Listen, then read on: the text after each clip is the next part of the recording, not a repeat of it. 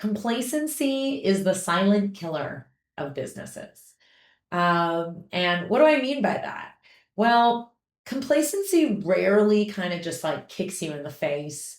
It tends to just sneak in pretty quietly sometimes. And honestly, it's one of the most important things that I check in with my clients on a regular basis, even clients who are implementing EOS. One of the most important parts of my job is to facilitate questions around what is it that you are tolerating in your business that's actually holding you back.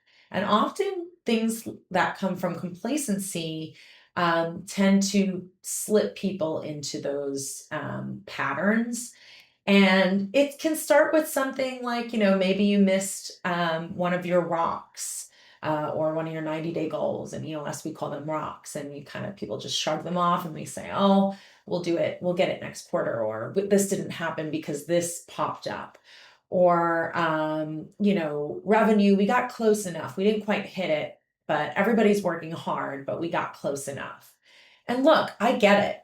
Running a business is freaking hard. Leading a team is one of the most difficult things that you can do, and do it well. And maybe you're running fast and you're tired and things feel heavy. But if you're tolerating things like people on your team who don't truly GWC their seat, and what do I mean by GWC? They don't get it, they don't want it, or have the capacity and skills to do the job, you've got to stop tolerating that. If you are tolerating things like, missed targets on a regular basis, your weekly scorecard is red week over week over week.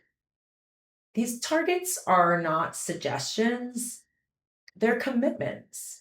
Maybe you don't have the right number and you're still learning what that is in your business.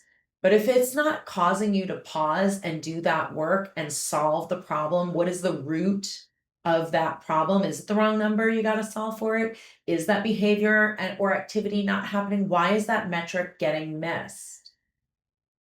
When we get comfortable missing these benchmarks or not making the decisions or avoiding the uncomfortable conversations, um, we're basically voting for mediocrity.